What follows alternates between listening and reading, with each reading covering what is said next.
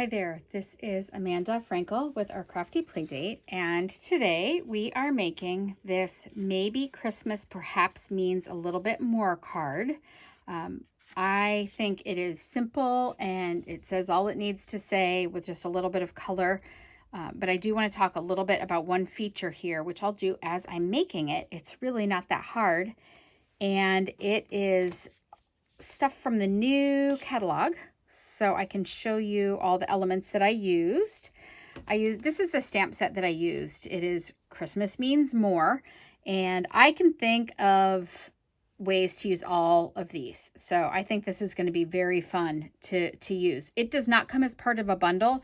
It doesn't have dies that coordinate with it, I believe. I think it's just a standalone stamp set, and it's not very expensive, and I think you could really make a lot with it. I am using a couple of dies with it, though. I am using the Stitch So Sweetly dies. These frames are fabulous. I used this one just not too long ago in a Christmas card, or maybe it was Halloween. I am using the biggest frame here to go over this Christmas Means More. I wanted to make it kind of a big element, but you could see you could use a lot of these on any of these stamps in here. So I think you're really going to find that you can use quite a bit from this particular set of frames. We're going to cut that piece out. Actually, I already cut that piece out for you. And the other dies that I'm using make this right here, and they are in the also something sweet. Let's see, Sweetest Border dies.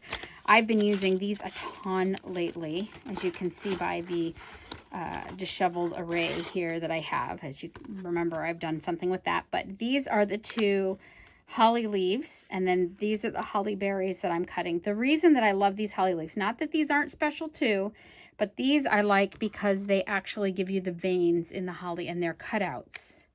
Those veins actually are cut all the way through. Can you see that? So I really like those holly leaves. So, and we've done stuff with the candy cane. So we've used quite a few of these. I can't wait to play with this one. So those are the dies that I've used, and let's get started. I am using Crumb Cake ink, or Crumb Cake, you know, cardstock. That, you know, the paper stuff. So that's pretty easy, and I don't have a panel in this because I think it would look great written with black because of this black frame. And that is one of the things that I really wanted to talk to you about, is this frame. So I knew how big this was going to be because it's a die. I can't change it.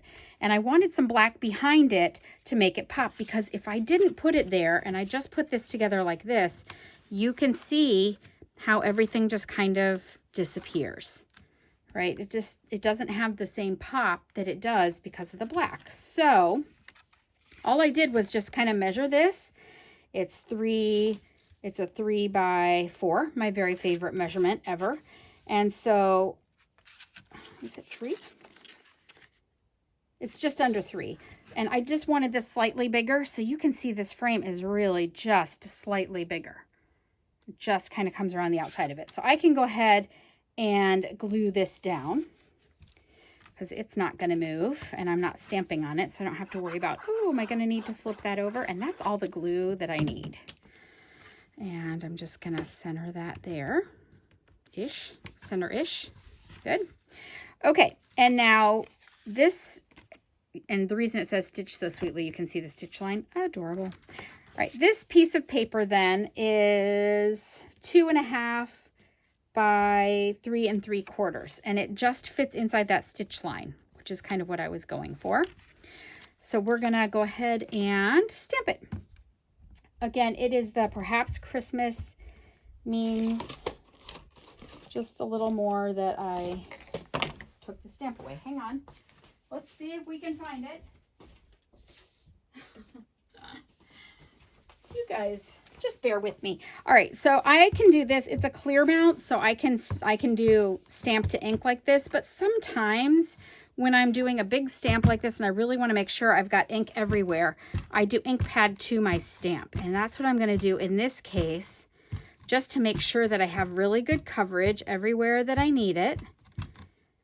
All right, And you can tell you have good coverage there, so I should be fine. I can see through it, so that makes it super bonus. And I need to go kind of low because I need to leave room for my holly at the top.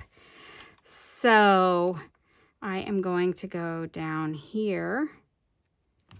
I can't put my head right over it like I normally would because you would see the top of my head, which you may have just seen. We'll see. Okay, that worked out very well. I just re-inked these pads, so it is kind of wet and it's going to stay wet for a minute. So I'm just going to set that aside while I can just turn it around while I assemble. I don't want to color on it just yet. So easy peasy to do this part. I am going to just put a dot of liquid glue right here. This is where I'm going to want it. And I'm going to touch it and flip it, which seems weird, right? Touch and flip like that. But then I can touch and put it down, and now there is a little bit of liquid glue on the top of that too, which is good because that's where this holly leaf is going to go. So I just saved myself from having to re-glue. And then this little tiny holly berry set of 3, I could use the little mini dimensionals if I had them out, but since I don't, I always just have these scraps. And these are just the edges of my dimensionals. I never throw anything away, and these are all just the edges, and they work perfectly for this because it's so small. I can just stick that in there and peel that off and throw it away. And that glue is dry enough now that I can just put that right on top. Gorgeous. And now I can color. So look at that. All right, so to color, and you're asking what exactly am I coloring? Because seriously, it doesn't really need any colors. To color, it is just these little holly leaves and berries here, and I'm using coordinating colors. So this cardstock is Cherry Cobbler, and so I am using a Cherry Cobbler marker. This holly berry I did in Real Red, but I could also do it in Cherry Cobbler. I just wanted it to pop a little bit more. And this paper here is Garden Green, and this is Garden Green. So I'm just going to match that up. On your marker, you have a thin line and a thick line. The thin line is a thin line marker. The thick line is what they call a brush tip. And I always use the brush tip just because I don't like super thin line stuff. I know some people are nervous when they're doing something this small, but I'm not. If I make a mistake, people just know who I am. And a brush, it gives it, in quilting, there's this book called The Dorky Homemade Look, and it is so true. Every once in a while. I like to make them elegant, but if they know that I made it, all the better for me. Then they know I love them. Okay, so that part is colored.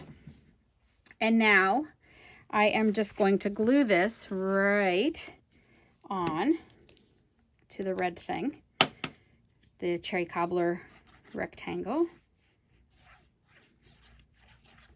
And if I were doing this in any normal time where I hadn't just re-inked, I probably would glue this on here before I colored it, after I stamped it, but before I colored it and before I put the little holly berries on. But because it was so wet, I didn't want to do that because I didn't want to color. I didn't want to touch it and get my fingerprints all over it because that happens. And also, I didn't want to, and we're going to pop that up on dimensionals. That's part of the trick of the frame too, is give yourself a little distance. Let's see if I have more dimensionals somewhere. Not laying around, so we'll have to make do. You know what they say, use it up, wear it out, make do, or do without. So we're going to make do. I think that was from the Depression. Okay, this will work. This will work for me because all I'm trying to do is give it a little bit of dimension,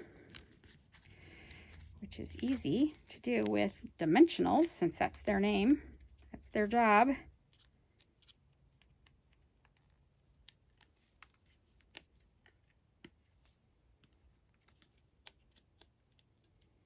having a hard time. My nails are so short from breaking off with the cleaners, all the cleaners. I've just been breaking them and cutting them, breaking them and cutting them. It's been horrible. All right. All right, so this is ready to go on top. And that's all she wrote. The big trick here, make sure that you put a little bit of a frame behind it. It also helps with the black ink. So thank you so much for stopping by. I hope you liked this card. If you see something here that you like, all of the item numbers will be in the description below, so you'll be able to find them there. And if you have a Stampin' Up! Demonstrator, please support them. But if you don't, please go ahead and support me. I love to help people out, and I love to help people learn how to do new things. So thank you so much for stopping by. Please be sure to hit subscribe so you don't miss any more of these great Christmas cards that we'll be doing this season. Thanks so much. Bye-bye.